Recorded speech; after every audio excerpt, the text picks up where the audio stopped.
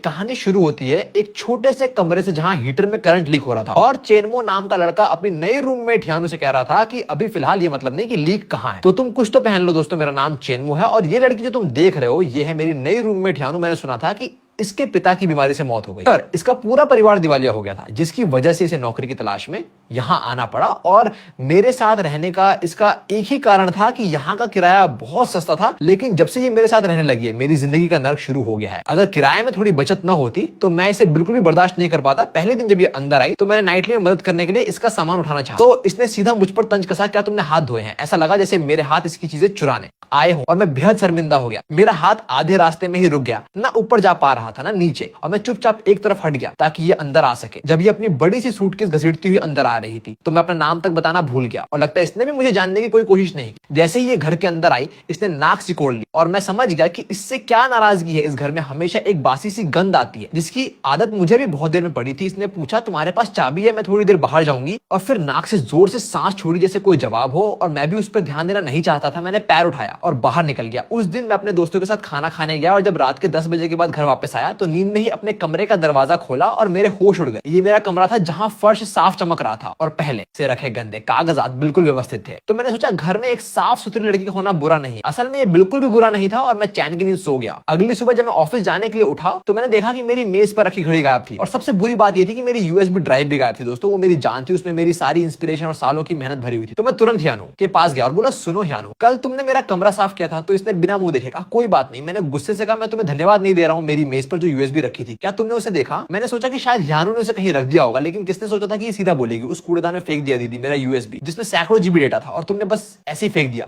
तो ये बोली एक टूटे पुराने यूएसबी की क्या इज्जत है, मैं तुम्हें नया दिला दूंगी। अब तक तुम्हें नया कहोगे उसमें सब कुछ भरा था। और ये सुनते मैं खुद पे काबू नहीं रख पाया। आज मुझे साफ साफ बात करनी होगी कि हमारे बीच कौन सी जगह किसकी है और कौन सी कॉमन एरिया होगी। हमने 10 मिनट तक बहस की और आखिरकार एक समझौता हुआ। लिविंग रूम, बाथरूम और किचन कॉमन एरिया होंगे और बेडरूम प्राइवेट होंगे, बालकनी उसकी प्राइवेट एरिया होगी, क्योंकि उसे वहां अपने अंडरगारमेंट सुखाने थे जो कि बहुत पर्सनल है। मेरे कमरे में धूप आती है इसलिए मैं अपने कपड़े अंदर ही सुखा सकता हूँ, लेकिन उसके कमरे में धूप नहीं आती है और उसके कपड़े कभी सही से नहीं सूखते, इसलिए उसने पूरे घर का बिजली और पानी का बिल खुद उठाने की पेशकश की समझौते के बाद वो मुड़ी और अपने कमरे में चली गई। और थोड़ी देर बाद अंदर से एक रुआंसी सी आवाज आई जो धीरे धीरे तेज होती गई। मैं हैरानी से अपनी नाक छूने लगा, क्या मैंने उसे इतना डरा दिया था? वैसे भी मैं ज्यादा पानी बिजली तो इस्तेमाल नहीं करता, तो उसका ज्यादा पैसा भी नहीं बढ़ रहा था। फिर शनिवार की सुबह थी, मैं सपनों में खोया हुआ था कि अचानक धम से मेरे बेडरूम का दरवाजा खुला और मैं डर के मारे उछल कर खड़ा हो गया और सीधे हियानु का डरा हुआ चेहरा देखा। तो मैंने कहा दीदी अगली बार अंदर आने से पहले दरवाजा खटखटाया करो। तो ये बोली तुम दरवाजा बंद क्यों नहीं करते? मैंने कहा तुम्हें लगता है इस टूटे दरवाजे में ताला लगता है? ये बोली कोई बात नहीं, मैं तो बस 2 हैंगर लेने आई थी। और फिर बोली तुम यहाँ क्या कर रहे हो? कोई हस्तकला सीख रहे हो? मैंने कहा कुछ कहना है तो सीधे कहो। और दोस्तों मैं 6 फुट से भी लंबा एक मर्द था, लेकिन एक मजाक ने मुझे शर्मा कर लाल कर दिया। उसने 2 हैंगर लिए और उसके होठों के कोने फिर से ऊपर उठ गए और बोली अरे शिनचान के अंडरपैंट्स। और मैं सच में बेबस हो गया। मैंने कहा अगर चाहिए तो मैं तुम्हें 2 दे दूं, लेकिन उसके तेज और थोड़े अव्यवस्थित कदमों से मैं देख सकता था कि वो उतनी शांत नहीं थी जितनी दिख रही थी। यार ये रूममेट वाला मामला है, इसमें हमेशा एक एडजस्टमेंट प्रोसेस तो होता है। मैंने सोचा था कि हम दोनों एक दूसरे की लिमिट्स को समझेंगे और उसे क्रॉस नहीं करेंगे, जो कि एक सही रूममेट की पहचान। लेकिन ये उल्टा ये जानता है कि तुम्हारी बाउंड्री कहां है और फिर दिन भर उस लाइन पर इधर उधर कूदता रहता है। जैसे अब भी मेरे कमरे में बिना दरवाजा खटखटाए आ जाता है। जब मैं बाथरूम में ब्रश कर रहा होता हूं तो ये अंदर आकर टॉयलेट यूज करने लगता है, और जब मुझे देखता है तो ऐसी चीख निकालता है जैसे कोई एयर रेड सायरन हो, और इतनी तेज चीख की क्या कहना। और इसके अलावा इसकी जिंदगी का कोई कॉमन सेंस ही नहीं है। ये वॉशिंग मशीन में सारे कपड़े डालकर किस्मत पर छोड़ देता है और खाना तो बिल्कुल नहीं बनता, लेकिन बनाने की जिद करता है। और एक बार तो पूरा घर जला ही देता था। मुझे हमेशा इसे डांटना पड़ता था और सब कुछ सिखाना पड़ता था, और मुझे एक ही चीज तसल्ली देती थी कि बहुत जल्दी सीख जाता है। दूसरी बार जब इसने खाना बनाया तो इसे पता था कि पैन में आग लगने पर पानी नहीं डालना चाहिए, तो इसने कपड़े धोने वाला डिटर्जेंट डाल दिया। 16 जुलाई को इसका जन्मदिन था। मुझे कैसे पता चला? क्योंकि उस दिन ये भूत की तरह पूरे लिविंग रूम में घूम रहा था और बड़बड़ा रहा था आज मेरा जन्मदिन है, प्लीज कोई मुझे सरप्राइज दे दो, आज मेरा जन्मदिन है, प्लीज कोई सरप्राइज दे दो। देखो मेरी नींद हमेशा बहुत अच्छी आती थी, लेकिन पूरे दिन भर का ये जाप मैं बर्दाश्त नहीं कर पाया। और जैसे ही मैं गुस्से में उसे टोकने जा रहा था कि वो पहले ही जा चुकी थी, आज वो सामान्य से ज्यादा जल्दी में निकली थी और अपने कमरे का दरवाजा खुला छोड़ गई। मैंने अंदर नहीं जाया, बस दरवाजे से झांका और देखा उसकी मेज पर खाने के डिब्बे पड़े थे और आधी बची हुई ब्रेड, एक कटोरी दलिया और सब्जियों की 2 छोटी डिब्बियां। ये उसका कल का डिनर था। जैसे जादू से मैं नीचे उतरा और सब्जियां खरीदी, और जब तक खाना बना रहा था तब तक मैं उसके ऑफिस से लौटने के समय का अंदाजा लगा रहा था और अपने आप को डांट रहा था। और जैसे ही वो दरवाजे से अंदर आए, लिविंग रूम की मेज पर 4 सब्जियां और एक सूप रखा था और कोने में 4 इंच का एक छोटा सा केक भी रखा था। वो स्तब्ध रह गई। फिर बोली सिम क्या?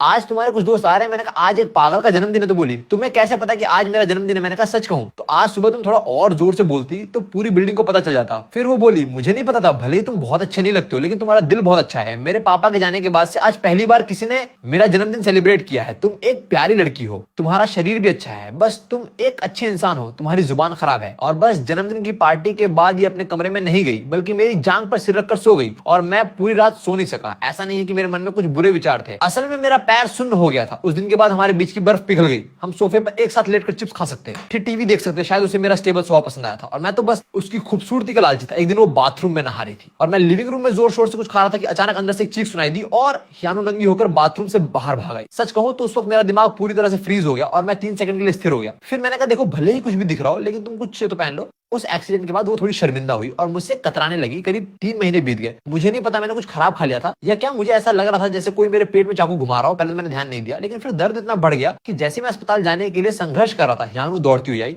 और उसने मेरा माथा छुआ। उस वक्त मैं मुश्किल से बोल पाया था। उसने बिना कुछ सोचे एक कोट पहना और मुझे नीचे ले गई। यार ये 6ठी मंजिल थी, मुझे नहीं पता अपने उस छोटे से शरीर से मुझे कैसे नीचे ले आई। उसने टैक्सी बुलानी चाहिए लेकिन उसका मोबाइल घर पर ही रह गया था, तो वो मुझे घसीटती और उठाती हुई देर रात तक अस्पताल ले आई। जब मुझे ड्रिप लगी और मैं होश में आया तब लगभग सुबह होने को थी। डॉक्टर ने कहा कि ये पेट में ऐंठन थी और कुछ गंभीर नहीं है। मैंने कहा शुक्रिया। तो बोली थोड़ा आराम कर लो, लगभग ऑफिस का समय हो गया है। मैंने कहा कोई बात नहीं, मैंने लीव ले ली है। 2 दिन बाद मैं पूरी तरह से ठीक हो गया और उसका शुक्रिया अदा करने के लिए मैंने अपने हाथों से एक शानदार डिनर बनाया। हियानो खा रही थी और तारीफ कर रही थी और फिर उसने मुझसे पूछा कि क्या मैं उसके लिए जिंदगी भर खाना बना सकता हूँ और उस वक्त मैंने बिना सोचे हाँ कह दी। और जब मैंने उसे इतना खुश देखा तो मुझे लगा कि मैंने कुछ और ही सोच लिया था। असल में उसके लिए जिंदगी भर खाना बनाने का मतलब बिल्कुल सीधा साधा था। उसके बाद से उसने डिनर के लिए ऑर्डर करना बंद कर दिया और हर दिन मुझसे जिद करके खाना बनाने को कहती थी और कहती थी कि इससे पैसे बचते हैं और खाना हाइजीनिक रहता है। मैं बड़बड़ाता था कि ये बहुत मुश्किल है, लेकिन हर बार जब मुझे वो अस्पताल ले जाने वाला उसका चेहरा याद आता तो मैं और भी तेजी से खाना बनाने लगता। लेकिन आज वो थोड़ी अजीब थी। मैं 10 मिनट से इंतजार कर रहा था और वो बाहर नहीं आई, तो मैंने उसके कमरे का दरवाजा खोला तो देखा कि वो बिस्तर पर चुपके से रो रही थी। मैंने कहा क्या हुआ, तुम्हें किसने दुख पहुंचाया? अगर कुछ हुआ है तो सीधे बोलो, हम आखिर दोस्त हैं। तो उसने बताया असल में कुछ खास नहीं है। हियानो कभी भी अपनी कंपनी में ओवर टाइम नहीं करती और टाइम पर घर चली जाती और उसकी इमोशनल इंटेलिजेंस से समझना बिल्कुल नामुमकिन है कि वो कॉर्पोरेट कल्चर को समझती हो। और उसने पहले भी मेरी देखभाल के लिए लीव ली थी। मैं समझ गया वो क्या कहना चाह रही है कि वो नौकरी छोड़ सकती है, लेकिन मैंने तो कुछ गलत किया ही नहीं है और मेरा जो कंपेंसेशन बनता है उसमें से 1 पैसा भी कम नहीं होना चाहिए। ये तो कोई छोटी सी बात है, तुम चिंता मत करो, मैं इसका इंतजाम करता हूँ। हियानो की कंपनी माइक्रो लोन देने का काम करती थी। अगले दिन मैंने औपचारिक कपड़े पहने, अपनी दाढ़ी अच्छे से बनाई और अपनी पुरानी फटी हुई नकली ब्रांड की घड़ी लगाई और पैर बाहर निकालकर उसके ऑफिस के लॉबी में घुसा। गुड मॉर्निंग सर, क्या आपका कोई अपॉइंटमेंट है? मैंने कहा नहीं, अपने मैनेजर को बुलाओ। थोड़ी देर में एक सूट पहना हुआ मोटा सा आदमी लड़खड़ाता हुआ आया। ये वही था जो मेरी याद में बसी फोटो से मेल खा रहा था। गुड मॉर्निंग सर, आप क्या सर्विस लेना चाहेंगे? मैंने कहा लोन चाहिए। सॉरी सर, 2 मिलियन यानी 2 लाख की लोन। तो मैंने कहा क्या तुम्हें लगता है मैं तुम्हारे पास 200 रुपए के लिए आया था? उस दिन मैंने उस डॉग मैनेजर के साथ बिजनेस और प्रोडक्ट्स पे बात की और प्राचीन कविताओं से लेकर जीवन के दर्शन तक सब कुछ बताया और आखिर में बिना अपना नंबर दिए वहां से चला गया। अगले दिन मैं फिर से आया और मैं लगातार 1 हफ्ते तक वहां गाड़ी रहा और आखिरकार उसे समझ आ गया कि मैं उसकी बकवास कर रहा हूँ। जब मैं अगली बार गया तो उसने मुझे अनदेखा कर दिया। लेकिन मैं एक सोशल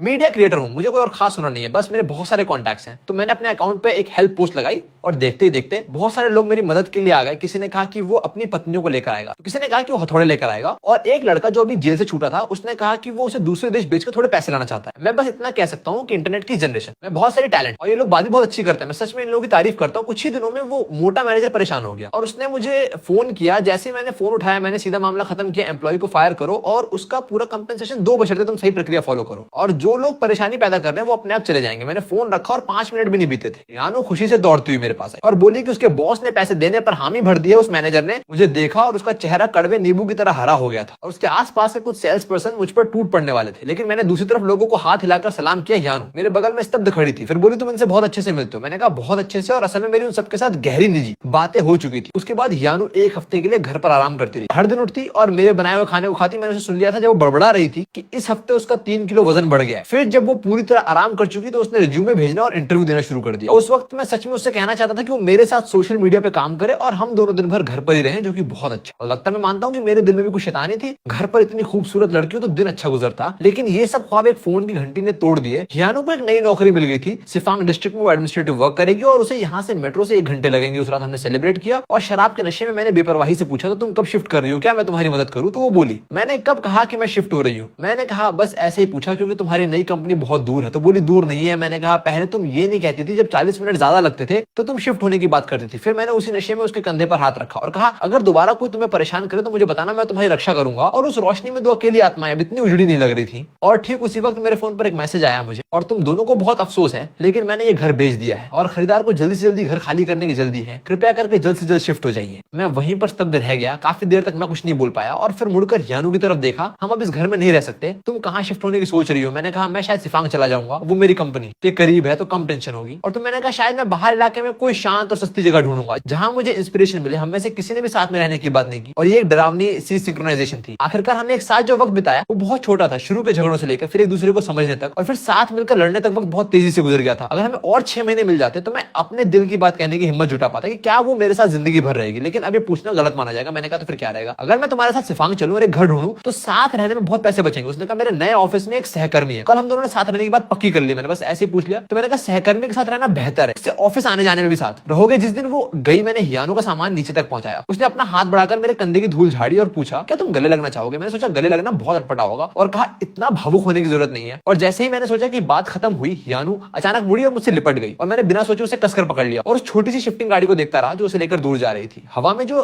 उड़ गया वो लग रहा था मानो अभी अभी खिला हुआ प्यार जड़ से उखड़ गया। मुझे याद नहीं कि वो मेरी बाहों से कैसे निकली और ना याद है कि हमने कैसे अलविदा कहा। उस पल जब वो मुझसे लिपटी थी मेरे दिमाग में बस 4 शब्द थे, किस्मत बड़ी जली है। आखिर में बस उस खाली सड़क पे हाथ हिलाता रहा। उसके बाद हमारा व्हाट्सएप चैट हिस्ट्री 6 सितंबर को रुक गया। अगले दिन मैंने भी शिफ्ट कर दिया। मैंने दोस्तों की एक टोली बुलाई और हमने पूरा दिन जमकर धमाल मचाया। जब खत्म हुआ तो रात हो चुकी थी। मैं एक बारबेक्यू की दुकान पर बैठा सीखे खा रहा था और पी रहा था और उस पुरानी एहसास ने मुझे तुरंत हकीकत में खींच लिया। वो छोटी सी परछाई मेरे दिल से काफी हल्की हो चुकी थी। दोस्त ने पूछा चैनमो तुम उसके साथ किराए पर नहीं रह रहे हो क्या, और वो हसीना कहाँ है? मैंने कहा शिफ्ट हो गई। तो बोला तुम उसके पीछे पीछे क्यों नहीं रहे, वो सिफांग में काम करती है, मैं उसके साथ कैसे रहता? तो बोला सच सच बताओ, क्या तुम्हारे मन में अब भी उसके लिए कोई भावना है? सच बताना। मैंने कहा नहीं बकवास मत करो। फिर उसने पूछा तो फिर तुमने 2 बेडरूम वाला फ्लैट क्यों लिया? और ये बात मेरे दिमाग पर हथौड़े की तरह गिरी और मेरा शैल टूट गया। हाँ यार मैं अकेला रहते हुए 2 बेडरूम वाला फ्लैट क्यों लूंगा? मेरे दोस्तों के सवाल से पहले मैंने खुद इस पर ध्यान ही नहीं दिया था। बहुत देर तक ढूंढने के बाद मैंने एक बहुत महंगा फ्लैट चुना था और वो भी ऐसी जगह जो सिफांग डिस्ट्रिक्ट के बेहद करीब था और मैं खुद इसका सही जवाब नहीं दे सकता था। शायद मेरे दोस्तों ने सही कहा था। मेरे अंदर का सबकॉन्शियस अभी हियानो के वापस आने का इंतजार कर रहा था। जिंदगी फिर से पटरी पे आ गई लेकिन कुछ आदतें बदलना मुश्किल था। जैसे मैं हमेशा जरूरत से ज्यादा खाना बनाता था और मैं अब भी खाना ऑर्डर करने की आदत नहीं डाल पाया था। वो सुस्ती कहीं गायब हो गई थी। मैं समय समय पे घर साफ करता हूँ और जो खाली कमरा वो रहता तो नहीं हूँ लेकिन उसे भी अच्छे से साफ करता हूँ। आज बारिश बहुत तेज थी, एक के बाद एक बिजली चमक रही थी। मैं कंप्यूटर के सामने बैठा अपनी हॉरर स्क्रिप्ट के बारे में सोच रहा था कि ज्यादा डरावना क्या है, बिस्तर के नीचे भूत हो या दरवाजे के बाहर गहरे सोच में मैंने झुककर बिस्तर के नीचे देखा, वहां कोई गंदगी नहीं थी बल्कि कुछ ऐसा था जिसकी मैंने उम्मीद नहीं की थी। वहां पड़ा था वो यूएसबी जो यानू ने खो दिया था। ये यहाँ कैसे आया? तभी किसी ने दरवाजा खटखटाया। मैं डर गया, दरवाजा खुला और बाहर भीगी हुई मुर्गी की तरह एक लड़की खड़ी थी और मैं हैरान रह गया। उसने कहा अरे तुम एक हाथ तो बढ़ाते क्या यार, अब क्या नया नाटक है? देखो ये रियल एस्टेट एजेंट कितने गंदे होते हैं, मैं सीधे तुम्हें किराया ट्रांसफर कर दूंगी, इससे एजेंट का कमीशन बचेगा, तुम नई रूममेट का स्वागत करने का। ये तरीका बहुत अजीब है। मैंने कहा जल्दी से नहा लो नहीं तो तुम्हें जुकाम हो जाएगा। और हाँ हीटर करंट लीक करता है, मैंने तुम्हारे लिए कई बार चेक किया था। वैसे तुम यहाँ कैसे पहुंची? बोली रियल एस्टेट वाले लड़के से पूछकर हम दोनों ने एक ही एजेंट के जरिए फ्लैट ढूंढा था, भूल गए क्या? और वो लड़का काफी अच्छा है, उतना गंदा नहीं जितना तुम कह रहे थे। मैंने कहा हाँ वो लड़का वाकई अच्छा है, मैं कुछ और कह रहा था, वो बहुत काला है। मैंने कहा हाँ ये सच है। हियानो एक गाना गुनगुनाते हुए दूसरे कमरे में चली गई और मैं लिविंग रूम के सोफे पर झुक गया। मेरी उंगलियों में अभी भी उसे गले लगाने के बाद बारिश का ठंडापन था। मैं उठा और किचन में गया और फिर से वो सारा बचा हुआ खाना गर्म किया जो मैंने बना रखा था। हियानो ने जब अपना कमरा सेट कर लिया तो उसे दोबारा भूख लगी होगी। इस लड़की की भूख को मैं अच्छी तरह से जानता था। ये दुबली पतली दिखती है लेकिन खाने के मामले में ये किसी से कम नहीं है। पहले जब हम पुराने घर में रहते थे तो जब भी मैं 4 सब्जियां और एक सूप बनाता था ये मुझसे आधा कटोरा चावल ज्यादा खाती थी और हमेशा ऐसे बहाने बनाती थी कि खाने की महक बहुत अच्छी थी। असल में वो खुद ज्यादा नहीं खाती थी। थोड़ी देर में ही दूसरे कमरे का दरवाजा खुला। हियानो हल्के गुलाबी रंग का साफ पजामा पहने हुए सोफे पर गिरी और मेज पर रखे गर्म खाने की तरफ घूरने लगी। उसकी आंखें चमक उठी तो बोली तुमने सच में गर्म कर दिया। असल में मैंने बहुत खा लिया था, बस बहुत अच्छी महक आ रही है तो 2-4 बार और खा लूंगी। और ये कहते ही उसने चॉपस्टिक उठाई और बिल्कुल नेचुरल तरीके से खाना शुरू कर दिया और वो खो गई और वो अलसी भी गायब हो गई जो बारिश में भीगने के बाद आई थी। और उस बिछड़ने का वो सारा अजीबोगरीब पल जैसे हमारे बीच कभी कोई दूरी ही नहीं थी, जैसे वो हमेशा से इसी घर में रहती थी। मैं उसके सामने बैठा उसे खाते हुए देख रहा था और मेरे होंठ अपने आप ऊपर उठ गए। मैंने कहा तुमने कहा था ना कि नए सहकर्मी के साथ रहना बहुत अच्छा है, तो फिर तुम अचानक से इस तेज बारिश में भीगती हुई यहाँ क्यों आ गई? तो बोली बिना कुछ सोचे मुझे एक नई रूममेट मिल गई है। और हियानो का चॉपस्टिक पकड़े हुए हाथ रुक गया, उसके कानों की लौ हल्की लाल हो गई और वो धीरे से बोली वो सहकर्मी उसके साथ रहा नहीं जा रहा था, वो बहुत परेशान करने वाला था। पहले ही दिन वो बड़बड़ाया कि मैं बाथरूम में बहुत देर करती हूँ और रात को उठने पर बहुत शोर करती हूँ। वो जितना बोल रही थी उतना ही मानो उसे ज्यादा दर्द हो रहा था और उसने अपने होंठ बंद कर लिए, बिल्कुल वैसे ही जैसे पुराने घर में जब वो कंपनी के बॉस से परेशान होती थी। और आखिर में उसकी आवाज बहुत धीमी हो गई और उसने सिर झुका लिया और मेरी तरफ देखने की हिम्मत नहीं थी। उसके कान इतने लाल थे कि खून निकल जाए, मेरा दिल पिघल गया। मैं अब उस पर मजाक नहीं कर सकता था। मैंने अपना हाथ बढ़ाकर उसके बालों में सरकाया। वो एहसास अब भी वैसा ही था, नरम और रुई जैसा। और मैंने कहा अगर आना है तो आ जाए, ये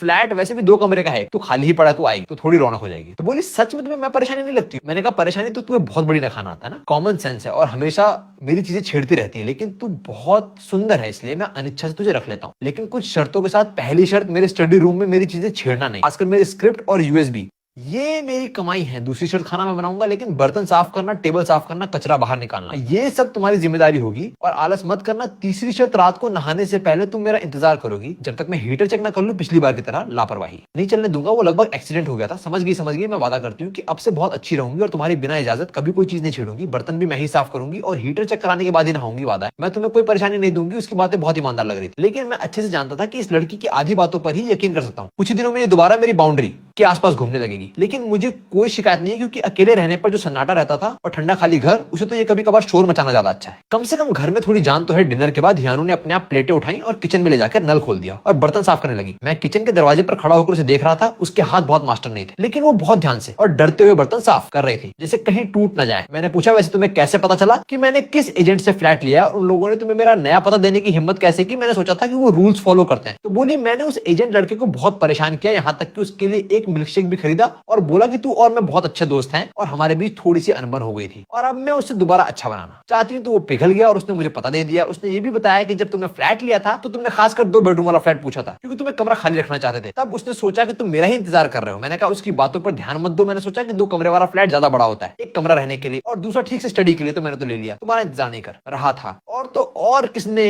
पुराने घर में पूछा था कि क्या मैं उसके साथ सिफांग मजाक कर रहा हूँ? किसने पूछा था? इतना बेशरम। और फिर हम दोनों ने एक साथ पुरानी बातें निकालना शुरू कर दिया जैसे बच्चे हो। और मैंने कहा अब पुरानी बातें निकालने का कोई मतलब नहीं, जल्दी जाकर अपने बाल सुखाओ, नहीं तो सुबह सिर दर्द होगा और जुकाम होगा तो मैं तुम्हें अस्पताल नहीं ले जाऊंगा। मैंने तो ऐसा कहा, लेकिन मैं मुड़ा और हेयर ड्रायर ले आया। मैंने उसे प्लग लगाया और उसके बाल सुखाने लगा। यह थोड़ी देर के लिए हैरान हुई, लेकिन फिर चुपचाप सोफे पर बैठ गई। मैं उसके पीछे खड़ा था और मेरी उंगलियां उसके लंबे बालों को बड़े प्यार से सहला रही थी। हेयर ड्रायर की गर्म हवा धीरे धीरे बालों पर पड़ रही थी, जो मेरी उंगलियों में बहुत नरम लग रहे थे। कमरे में बहुत सन्नाटा था, सिर्फ हेयर ड्रायर की गूंज थी। और ठीक उसी पल मेरे दिमाग में एक विचार आया कि अगर जिंदगी हमेशा ऐसे ही गुजरे तो बहुत अच्छा होना। कोई ड्रामा ना, कोई बड़ा कंफ्लिक्ट, सिर्फ रोज के 3 वक्त का खाना और हर सुबह शाम साथ रहना। तू नटखट है और मैं मुस्कुराता हूँ। हम एक दूसरे का साथ देते हुए हर सामान्य दिन को मीठा बना दे। ये मेरे लिए जो एक सोशल मीडिया ब्लॉगर हूँ और हमेशा घर पर ही रहता हूँ और जिसकी जिंदगी में ज्यादा सामाजिक मेलजोल नहीं है, ये उससे भी ज्यादा खुशी है। हियानु के शिफ्ट होने के अगले दिन अभी सुबह हो ही रही थी कि मैं हल्की सी खड़खड़ाहट से उठ गया। मैंने फोन देखा, अभी सुबह के 6:30 बजे थे। मैंने आंखें मली और बेडरूम से बाहर निकला तो देखा वो किचन में पंजों के बल बैठी बहुत व्यस्त थी। उसके हाथ में एक अंडा था और वो पैन को देख रही थी और उसके चेहरे पर हैरानी का भाव था। मैंने उबासी लेते हुए किचन के दरवाजे पर टेक लगाते हुए पूछा, सुबह सुबह इतनी जल्दी नींद नहीं आ रही, क्या कर रही हो? तो हियानु चौंक उठी और उसके हाथ से अंडा लगभग गिर ही गया और बोली, मैं तुम्हारे लिए नाश्ता बनाना चाहती थी क्योंकि तुमने मुझे रहने की जगह दी, लेकिन मैं भूल गई कि अंडे को पैन में कैसे फोड़ना है। मुझे डर था कि कहीं छिलका अंदर ना गिर जाए, तो मैं हार गया। और उसके हाथ से अंडा और स्पैचुला लेकर बोला, हट यहाँ से, किचन मत जला, अब तो तू मेरे साथ रहेगी। मुझे पता है पुराने घर में भी तूने किचन जला दिया था और अब भी हाथ लगा रही है, जल्दी यहाँ से हट, 10 मिनट लगेंगे। तो हियानु आज्ञाकारी होकर किचन के दरवाजे तक आ गई और वहीं दरवाजे पर टेक लगाकर बिना पलक झपकाए मुझे देख रही थी, बिल्कुल एक छोटी फैन की तरह, और बोली, तुम्हें सब कुछ कैसे आता है? खाना बनाना, चीजें ठीक करना, और तुम मेरी रक्षा भी करते हो, तुम बहुत अद्भुत हो। उसकी तारीफों ने मुझे थोड़ा शर्मिंदा कर दिया, लेकिन मेरे हाथ नहीं रुके। मैंने 2 अंडे तले, 2 ब्रेड टोस्ट किया और 2 गिलास दूध गर्म किया। इतना सा नाश्ता तैयार था। हियानु ने मुंह हाथ धोकर टेबल पर बैठी और खाना खाते हुए तारीफ करने लगी कि बहुत स्वादिष्ट है, बाहर मिलने वाले नाश्ते से भी ज्यादा स्वादिष्ट। तो क्या मैं हर दिन तुम्हारे हाथ का बना नाश्ता खा सकती हूँ? मैंने कहा, ये मेरे मूड पर निर्भर करता है। अगर मैं स्क्रिप्ट लिखने में व्यस्त हुआ तो ऑर्डर कर लेना, मेरे भरोसे मत रहना। तो उसने ऊपर देखा और मुझे मुस्कुरा दी। सूरज की रोशनी खिड़की से आकर उसके गर्म चेहरे पर पड़ रही थी और मैं लगभग अपनी आंखें नहीं खोल पाया। और उस पल मैंने सोचा, जिसे लोग कहते हैं जीवन की लॉ, वो शायद कुछ ऐसी होती है। एक घर दो लोग, 3 बार का खाना, 4 मौसम, सुबह का नाश्ता और शाम को लौटकर घर आना। हियानु की नई नौकरी एडमिनिस्ट्रेशन डिपार्टमेंट में है। सुबह 9 से शाम 6 बजे तक, कभी कभार ओवर टाइम भी। मैं हर सुबह 10 मिनट पहले नाश्ता तैयार कर देता हूँ, वो खाती है और निकल जाती है। और शाम को जब मैं काम से लौटता हूँ तो लगभग हमेशा मेरे लिए खाना तैयार रहता है। वो अपनी बात पर खरी उतरती है। खाने के बाद वो बर्तन साफ करती है, किचन समेटती है, लिविंग रूम साफ करती है। हालांकि कभी कभार वो गलतियां करती है, लेकिन पहले से बहुत सुधर चुकी है। मैं अब भी अपना मिस्ट्री चैनल चलाता हूँ, रोज घर पे बैठकर स्क्रिप्ट लिखता हूँ, कलाकारी करता हूँ, वीडियो एडिट करता हूँ। दिन उसी साधारण और शांति में बीतते हैं। जब हियानु जल्दी ऑफिस से लौट आती है तो लिविंग रूम के सोफे पर बैठकर किताब पढ़ती है या चुपचाप मोबाइल देखती है। वो कभी मेरे काम में रुकावट नहीं डालती। कभी कभार मेरे लिए एक गिलास गुनगुना पानी लाकर रख देती है और इस शांत से आवाज के बीच धीरे धीरे कुछ ऐसा बन रहा था जिसका नाम नहीं था। बिल्कुल कागज की तरह पतली और नाजुक परत, जिसे ना ही किसी ने तोड़ने की हिम्मत की और ना ही कोशिश की। लेकिन हम दोनों एक दूसरे की आंखों में वो अलग एहसास जरूर महसूस करते थे। जैसे जब रात को हम साथ में सोफे पर टीवी देखते हैं तो वो अपने आप मेरे कंधे पर सिर रख देती है, और जब कोई हॉरर सीन आता है तो मेरे हाथ को जकड़ लेती है और मेरी बाहों में दुबक जाती है, पूरी कांपती है, लेकिन फिर भी जिद करती है कि उसे बिल्कुल डर नहीं लगता। और जब मैं रात को देर तक लिखता हूँ तो वो चुपचाप लिविंग रूम में एक गर्म रोशनी छोड़ जाती है और मेरी मेज के पास दूध का एक गिलास रखकर अपने कमरे में सो जाती है। और ना जब बारिश होती है तो मैं उसके ऑफिस छूटने का समय निकालकर मेट्रो स्टेशन पर छाता लेकर पहुंच जाता हूँ, और वो मेरे हाथ को पकड़कर खुशी खुशी पानी में पैर पटकती हुई आगे बढ़ जाती है। और सप्ताहांत में हम शायद ही कभी बाहर निकलते हैं, ज्यादातर समय घर पर ही रहते हैं। मैं लिखता हूँ, मेरे पास बैठकर घर साफ करती है या कुछ नए व्यंजन बनाना सीखती है। भले ही सफलता की दर ज्यादा नहीं होती, लेकिन हर बार जब कुछ बनाती है तो तुरंत मुझे चखने देती है। एक शनिवार मैं घर पर वीडियो एडिट करने में इतना व्यस्त था कि वक्त का होश ही नहीं रहा और मैं लंच करना भी भूल गया। हियानु ये देखकर उसने मुझे टोका नहीं और चुपचाप किचन में जाकर इंटरनेट पर वीडियो देखकर बॉन्टन्स बनाना सीखने लगी। जब मैं खत्म करके स्टडी रूम से बाहर निकला तो मैंने मेज पर बने हुए बेढंगे बॉन्टन्स की एक प्लेट देखी। वो एप्रन पहने हुई थी, उसके हाथों पर आटा लगा हुआ था और वो मुझे उम्मीद भरी नजरों से देख रही थी। मैंने उन बॉन्टन्स को देखा, कुछ का मैदा फटा हुआ था तो कुछ का स्टफिंग बाहर निकल रहा था। मैं हंसने से खुद को रोक नहीं पाया। मैंने एक चम्मच लिया और एक बॉन्टन खाया। स्वाद काफी अच्छा था, बस नमक थोड़ा ज्यादा हो गया था, तो थोड़ा नमकीन हो गया था। हियानु बेसब्री से पूछ रही थी, कैसा लगा कैसा लगा? मैंने मुस्कुराते हुए कहा, बहुत अच्छा, बिल्कुल खराब नहीं है, बस नमक थोड़ा ज्यादा है, अगली बार थोड़ा कम डालना। फिर मैंने प्लेट के सारे बॉन्टन्स खत्म कर दिए और हियानु ये देखकर ऐसे उछल पड़ी जैसे किसी बच्चे को तारीफ मिली हो। उस दोपहर हम दोनों बालकनी में धूप सेंक रहे थे। वो कुर्सी पर लेटकर आंखें बंद की धूप ले रही थी और मैं उसके बगल में बैठा उसका चेहरा देख रहा था और मेरा दिल बड़े शांत और खामोश हो रहा था। उसने पूछा, तो क्या हम सबसे अच्छे रूममेट है ना? मैंने कहा, बिल्कुल, हम सबसे अच्छे रूममेट तो हैं ही, लेकिन सबसे अच्छे दोस्त भी हैं। तो मुझे चमचमाती आंखों से देखने लगी। उसकी आंखों में कुछ भाव थे जो मैं नहीं समझ पाया। उसने मुंह खोला तो कुछ कहना चाहा, लेकिन आखिर में बोली नहीं, सिर्फ हल्का सिर हिलाया। मैं जानता था कि वो क्या सोच रही है और मैं क्या सोच रहा हूँ। बहुत पहले हम दोस्ती और रूममेट से बाहर निकल चुके थे। बस हम दोनों सही वक्त का इंतजार कर रहे थे जब हम दोनों में वो हिम्मत होगी कि अपने दिल के उस प्यार को जाहिर कर सकें। दिन बीतते गए, मौसम धीरे धीरे ठंडा होने लगा। पतझड़ पूरी तरह से आ चुका था, लेकिन घर और भी गर्म हो रहा था। हर दिन ऑफिस से लौटने पर दरवाजा खोलते ही मुझे खाने की महक आती थी। मेरे पास अब कोई बात करने वाला था, मैं अकेला नहीं रह गया था। मैं इन दिनों को और ज्यादा चाहने लगा था और खोने से और ज्यादा डरने लगा था। पतझड़ के सप्ताहांत में बूंदाबांदी हो रही थी, मौसम ठंडा और उदास था। हम दोनों बाहर निकलने में बहुत आलस कर रहे थे और लिविंग रूम में दुबके हुए थे। मैं पुरानी फुटेज को समेट रहा था और हियानु एक कुशन लपेटे हुए सोफे पर बैठी मोबाइल देख रही थी। माहौल बहुत शांत और सुकून भरा था। अचानक हियानु ने आह भरी और उसका मूड खराब हो गया। उसने मोबाइल एक तरफ फेंक दिया और अपने घुटनों को पकड़कर उसमें सिर छुपा लिया और हिली नहीं। मैंने देखा कि कुछ गड़बड़ है। मैंने अपना काम छोड़ा, धीरे से उसकी पीठ थपथपाई। क्या हुआ? सब ठीक था, अचानक इतनी उदास क्यों हो गई? कि ऑफिस में किसी ने तुम्हारे साथ गलत किया या कोई तुम्हें परेशान कर रहा है? मेरा स्वर बहुत नरम था, डर रहा था कि कहीं वो डर ना जाए। उसने सिर हिलाया, थोड़ी देर बाद धीरे से सिर उठाया। उसकी आंखें लाल थी और पानी से भरी हुई थी। उसने मेरी तरफ देखा और पॉम्पती आवाज में बोली, आज उसके पिता की पुण्यतिथि थी। मुझे याद आया जब उसके जन्मदिन पर उसने बताया था कि उसके पिता का देहांत हो गया था और उसकी बीमारी में सारे पैसे खत्म हो गए थे, इसलिए उसे नौकरी करनी पड़ी और सस्ते किराए के कमरे में रहना पड़ा। मैंने कभी उसके अतीत के बारे में ज्यादा नहीं पूछा था, डरता था कि कहीं उसके दर्द को ना छू लूं। मैंने अपना हाथ बढ़ाकर उसे गले लगाया और उसे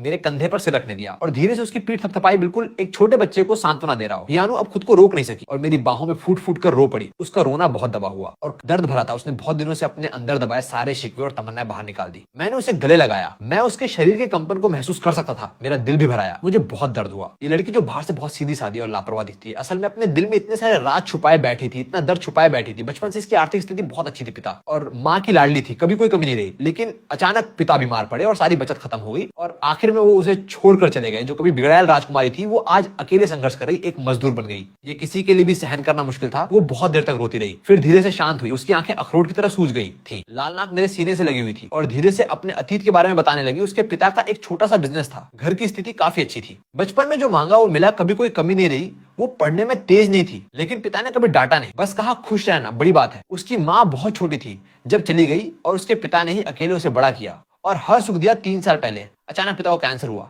और वो आखिरी स्टेज में था। उस वक्त हियानु ने अभी कॉलेज शुरू ही किया था और ये खबर सुनकर वो सन्न रह गई। पिता के इलाज के लिए घर बेचा, बिजनेस बंद हुआ, सारी बचत खत्म हुई। जितने रिश्तेदार और दोस्त थे सबसे उधार लिया, लेकिन फिर भी हियानु के पिता को नहीं बचा सके। जिस दिन पिता की मौत हुई, उसने हियानु का हाथ पकड़ा और कहा, अपना ख्याल रखना, खुद को रोक मत रखना, खुश रहना और किसी ऐसे व्यक्ति से शादी करना जो तुम्हें अच्छी तरह से रखे, उसकी तरह मत बनना। और हियानु ने वादा किया, लेकिन हियानु अपने पिता को नहीं भूल पाती। हमेशा जब वो किसी को अपने पिता के प्यार को देखती है तो बहुत दुखी हो जाती है। कॉलेज खत्म करने के बाद हियानु अपने शहर में नहीं रहना चाहती थी, क्योंकि वहाँ हर चीज उसे याद दिलाती थी। इसलिए वो अकेले इस शहर में आ गई, सबसे सस्ता किराया ढूंढा और खुद को पालने के लिए काम ढूंढा। वो अपने रिश्तेदारों से बात नहीं करती थी क्योंकि उसे डर था कि कहीं वो उसकी हालत ना पूछे और वो रो ना पड़े। जब हम पुराने घर में रहते थे तो वो हमेशा मुझसे उलझती थी और बिना इजाजत मेरी चीजें छेड़ती थी। असल में वो बहुत अकेली थी और वो चाहती थी कि कोई उस पर ध्यान दे और कोई उससे बात करे। फिर जब वो मुझे अच्छे से समझ गई तो मैंने उसका जन्मदिन सेलिब्रेट किया और उसका गुस्सा निकल गया। यानू को लगा कि ये शहर इतना ठंडा नहीं है, किसी का साथ होना बहुत अच्छा है। और जब हम 2 हफ्ते के लिए अलग हुए तो वो ना ठीक से सो पाई ना खा पाई। उसे हमेशा एक खालीपन महसूस होता था, चाहे किसी भी घर में रहे, वहां उसे घर जैसा नहीं लगता था। सिर्फ मेरे साथ होने पर ही उसे शांति मिलती थी। उसने एक ही बार में बहुत कुछ बोल दिया और अपने दिल के सारे राज जो उसने बहुत दिनों से छुपा रखे थे सब मुझे बता दिए। मैंने उसे गले लगाया, मेरा दिल पिघल रहा था। मैं उसे पूरी दुनिया का सारा प्यार देना चाहता था। ये लड़की जो लापरवाह दिखती है असल में बहुत ज्यादा संवेदनशील है और प्यार की भूखी है। उसकी सारी जिद और उसकी सारी लापरवाही बस एक ढाल थी जो उसे बचा रही थी। असल में वो अंदर से बहुत छोटी सी बच्ची थी जिसे किसी की देखभाल की जरूरत थी। मैंने उसे कसकर गले लगाया और गंभीरता से धीमी आवाज में कहा, ऐसा दोबारा नहीं होगा। अब मैं हमेशा तुम्हारे साथ हूँ, तुम अकेली नहीं हो। मैं तुम्हारे पिता की जगह तुम्हारा ख्याल रखूंगा। मैं तुम्हें कभी दुखी नहीं होने दूंगा और ना ही अकेला महसूस करने दूंगा। चाहे कुछ भी हो, मैं हमेशा तुम्हारे साथ खड़ा रहूंगा। हियानु ने मेरी तरफ देखा, उसके गालों पर अभी भी आंसू थे। उसकी नजरों में शुक्र और भरोसा था और बोली, सच में तुम मुझे कभी नहीं छोड़ोगे। मैंने कहा, सच में वादा करता हूँ कभी नहीं छोड़ूंगा। मैंने हाथ बढ़ाकर उसके गालों के आंसू पोंछे और कहा, अब मैं तुम्हारा हर जन्मदिन तुम्हारे साथ मनाऊंगा। अगर तुम्हें कोई दर्द देगा तो मैं तुम्हारी रक्षा करूंगा। अगर तुम अकेली महसूस करोगी तो मैं तुम्हारा साथ दूंगा। हम हमेशा साथ रहेंगे, ठीक है। और हियानु ने जोर से सिर हिलाया और मेरी बाहों में आ गिरी।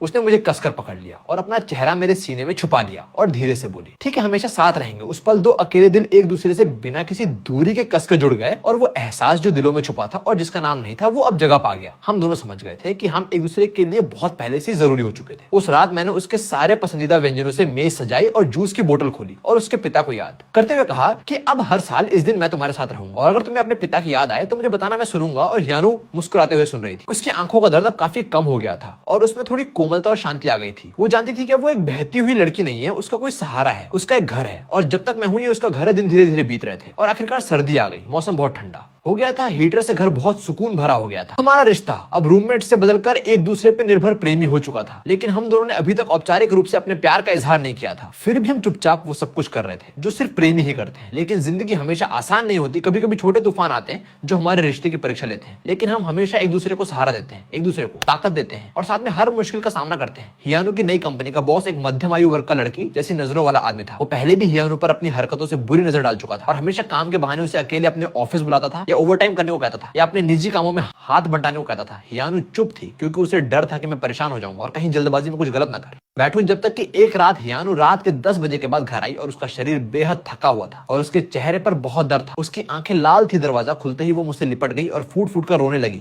मेरा दिल बैठ गया। मैंने तुरंत उसे गले लगाया और पूछा, क्या हुआ, क्या बात है? कुछ हुआ? हियानु थोड़ी देर रोई और फिर बताया कि आज उसका बॉस उसे दोबारा ऑफिस बुलाकर छेड़खानी कर रहा था और उसे छूने की कोशिश की। उसने बहुत जोर लगाकर अपने आप को बचाया और वहां से भाग निकली। लेकिन बॉस ने उसे धमकाया कि अगर उसने किसी को बताया तो वो उसे नौकरी से निकाल देगा। ये सुनते ही मेरा खून खौल गया और मैं गुस्से से कौंपने लगा। मैं उसी वक्त उसकी कंपनी जाकर उस बॉस की पिटाई करने वाला था। कोई भी मेरे अपनों के साथ ऐसा नहीं कर सकता। मैं ये बर्दाश्त नहीं कर सकता। हियानु डर गई। उसने मुझे रोका और बोली, जल्दबाजी मत करो, उससे सीधा मत भिड़ो। वो कंपनी का बॉस है, हम उससे नहीं पंगा ले सकते। बुरे से बुरा मामला हो तो मैं नौकरी छोड़ दूंगी और दूसरी नौकरी ढूंढ लूंगी। हियानु को डर था कि मैं कुछ गलत कर बैठूंगा, इसलिए उसने तुरंत मेरा हाथ पकड़ा और मुझे समझाया। मैंने दृढ़ता से कहा, तुमने कुछ गलत नहीं किया तो तुम नौकरी क्यों छोड़ोगी? तुम्हें क्यों सहना पड़ेगा? अगर उसने तुम्हें परेशान किया है तो उसे कीमत चुकानी होगी। मैं इसका इंतजाम करता हूँ। मैंने हियानु की भावनाओं को शांत किया और कहा, तुम आराम करो और बहुत मत सोचो, बाकी मुझ पे छोड़ दो। मैंने जल्दबाजी में कंपनी जाकर हंगामा नहीं किया, बल्कि पहले सबूत इकट्ठे किए। मैंने हियानु से कहा कि वो उसके साथ हुई सारी बातों के स्क्रीनशॉट और कॉल रिकॉर्डिंग जो भी हो सब जुटाए। और जो सहकर्मियों ने देखा था उनके बयान में मैंने उम्मीद नहीं की थी कि ये बॉस सिर्फ हियानु को ही नहीं बल्कि कंपनी की और भी लड़कियों को परेशान करता था। लेकिन सबको नौकरी जाने का डर था, इसलिए सब चुप थे। मैं बहुत दिनों से सोशल मीडिया पर काम कर रहा हूँ और मेरे बहुत सारे मीडिया वाले दोस्त हैं और ब्लॉगर दोस्त हैं। मैं जानता हूँ कि इस तरह के ऑफिस हैरेसमेंट और बदमाश बॉस से कैसे निपटना है। पहले मैंने उन सारे सबूतों को अनाम रूप से कंपनी के मुख्यालय भेजा और फिर मैंने कुछ स्थानीय ब्लॉगर से संपर्क किया और उन्हें धीरे से ये मामला समझाया और सभी कामकाजी महिलाओं को सावधान रहने की चेतावनी दी। और मैंने एक वकील दोस्त से भी कानूनी सलाह ली और केस करने का अधिकार सुरक्षित रखा। 2 दिन भी नहीं बीते थे कि कंपनी के मुख्यालय से लोग आ गए और उस बदमाश बॉस ने बहाने बनाने की कोशिश की। लेकिन सबूत ऐसे थे कि वो झूठ नहीं बोल सकता था और दूसरी लड़कियां भी सामने आई तो वो सफेद झूठ नहीं बोल सका। कंपनी ने अपनी साख बचाने के लिए उसे तुरंत निकाल दिया और सार्वजनिक रूप से माफी मांगी और सभी पीड़ित कर्मचारियों से माफी मांगी और वादा किया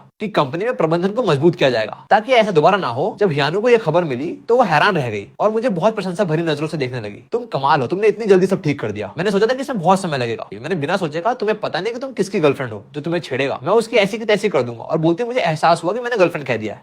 मैं थोड़ा शर्मा गया और मेरे कान लाल हो गए। हियानु भी थोड़ी देर के लिए हैरान रह गई, लेकिन तुरंत ही उसके चेहरे पर मीठी सी मुस्कान आ गई और वो पंजों के बल खड़ी हो गई और मेरे गाल पे किस कर दिया और धीरे से बोली, हाँ मैं तुम्हारी गर्लफ्रेंड हूँ, अब तुम्हें हमेशा मेरी रक्षा करनी होगी। मेरे दिल में बहुत मिठास घुल गई। मैंने उसे एक हाथ से गले लगाया और सिर झुकाकर उसे किस किया। ये किस बहुत कोमल और गहरा था, इसमें हमारा सारा प्यार और साथ छिपा था। ये बहुत बड़ा ड्रामा नहीं था, लेकिन ये काफी अविस्मरणीय था। उस दिन के बाद हमने औपचारिक रूप से अपने रिश्ते को प्रेमी प्रेमिका वाला नाम दे दिया और वो चुपचाप दबा हुआ प्यारा पूरी तरह से खुल गया था और हमारी रूममेट वाली जिंदगी पूरी तरह से एक प्यारे से घर में बदल गई थी जो मिठास और गर्माहट से भरा हुआ था। उससे कुछ समय बाद मैं भी मुसीबत में फंस गया। मेरे मिस्ट्री सोशल मीडिया अकाउंट को किसी कॉम्पिटिटर ने जानबूझकर रिपोर्ट कर दिया और कहा कि मेरी सामग्री अंधविश्वास और सामंतवाद को बढ़ावा देती है। मेरे कई वीडियो हटा दिए गए और मेरे अकाउंट पर पाबंदी लग गई और मेरी आमदनी बहुत कम हो गई। मैं बहुत उदास हो गया और पूरा दिन खुद को स्टडी रूम में बंद कर लेता था और किसी से बात नहीं करता था। हियानु ये सब देख रही थी, वो बहुत परेशान थी, लेकिन ज्यादा कुछ नहीं बोली। बस हर दिन कोशिश करती कि मेरे लिए कुछ नया स्वादिष्ट खाना बनाए और मेरे पास बैठकर मुझे हिम्मत देती। उसने खुद ही सोशल मीडिया के नियमों को पढ़ना शुरू कर दिया और मेरी सामग्री को संभालने और टेक्स्ट को सही करने में मदद करने लगी और देर रात तक मेरे साथ जागती और मेरे साथ मिलकर समाधान ढूंढती और कहती, हिम्मत मत हारो, तुम्हारी सामग्री बहुत अच्छी है, बस तुम्हें निशाना बनाया जा रहा है। हम धीरे धीरे इसे ठीक करेंगे, दोबारा शुरू करेंगे और यकीनन ये पहले से भी अच्छा होगा। हियानु ने मेरे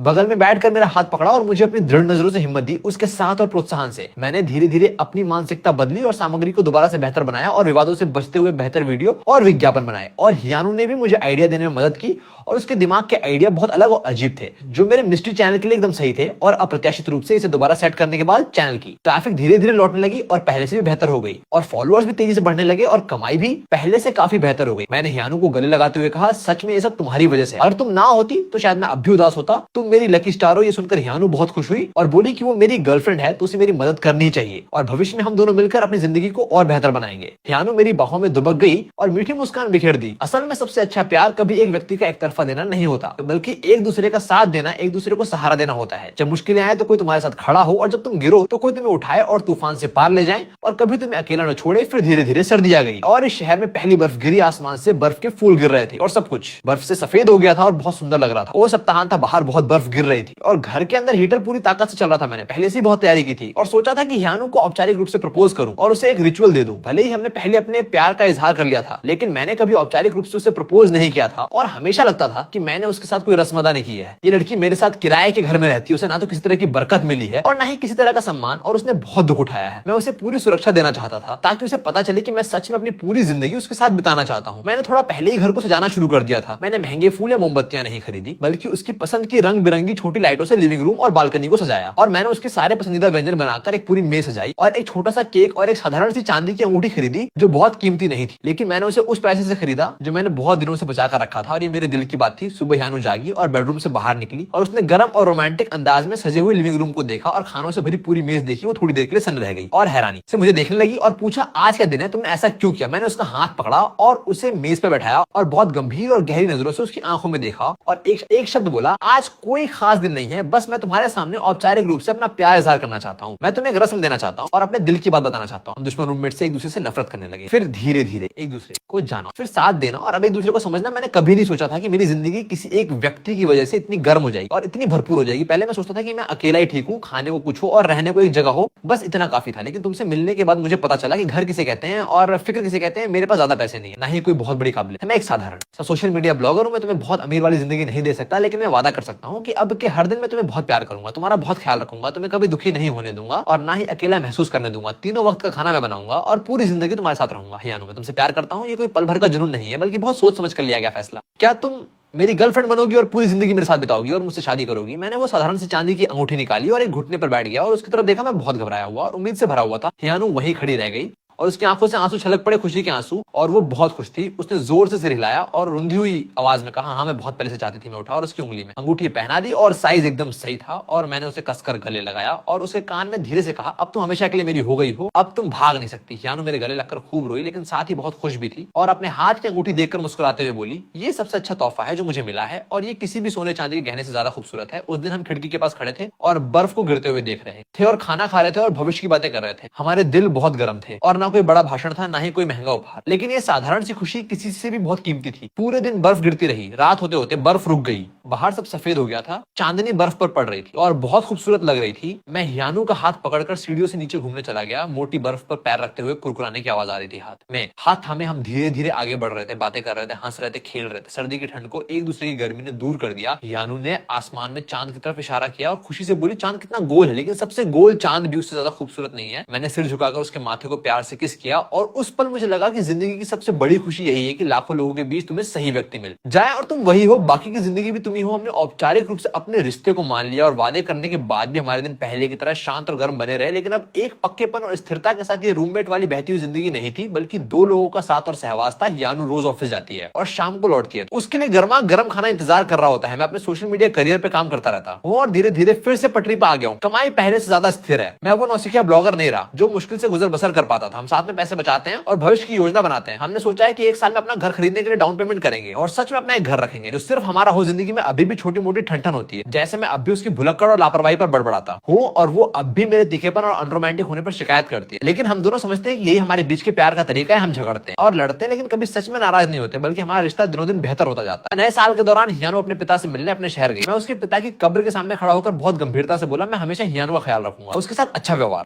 करूंगा और उसे सुकून दूंगा। हियानु मेरे बगल में खड़ी थी, मेरा हाथ पकड़े हुए। उसकी नजरों में शुक्रिया और शांति थी। नए साल के बाद हम वापस किराए के घर आ गए और नए साल की शुरुआत की मैंने और भी मेहनत से कंटेंट बनाना शुरू कर दिया और मेरा चैनल और भी बड़ा हो गया और मैंने कुछ अच्छे विज्ञापन लिए और मेरी कमाई पहले से कई गुना बढ़ गई और मेरे पास बचत भी बढ़ने लगी। और हियानु ने भी एक बेहतर काम करने वाली और स्थिर कंपनी में नौकरी बदल ली, जहां उसकी तनख्वाह भी पहले से बहुत ज्यादा थी और उसे किसी से छेड़खानी नहीं झेलनी पड़ती थी। वो रोज खुश रहती है। हम अब भी उसी 2 कमरे वाले किराए के घर में रहते हैं, लेकिन ये जगह अब हमारा अपना छोटा सा घर बन चुकी है। इसका हर कोना हमारी यादों से और हमारे रोज के जीवन से भरा हुआ है। हम सुबह एक साथ उठते हैं, मैं नाश्ता बनाता हूँ, वो घर साफ करती है, शाम को हम एक साथ ऑफिस से लौटते हैं, एक साथ खाना बनाते हैं, एक साथ टीवी देखते हैं और दिन भर की मजेदार बातें करते हैं। सप्ताहांत पर या तो हम दोनों घर पे रहते हैं या बाहर घूमने और फिल्म देखने चले जाते हैं। बहुत शांति, लेकिन बहुत खुशी। कभी कभी हम उन दिनों को भी याद करते हैं जब हम पुराने घर में रहते थे और याद करते हैं वो टूटा हुआ दरवाजा जो बंद नहीं होता था और हीटर में करंट लीक होने का डर और उसका मेरा यूएसबी फेंकने की सनक और मेरा उससे अस्पताल ले जाने की मूर्खता। और वो सारे दिन हम हंसते हैं और एक दूसरे को देखकर मुस्कुराते हैं। हियानु ने धीरे से पूछा, अगर उस वक्त तुम मेरे साथ रहने को हाँ नहीं कहते और बाद में मकान मालिक ने घर नहीं बेचा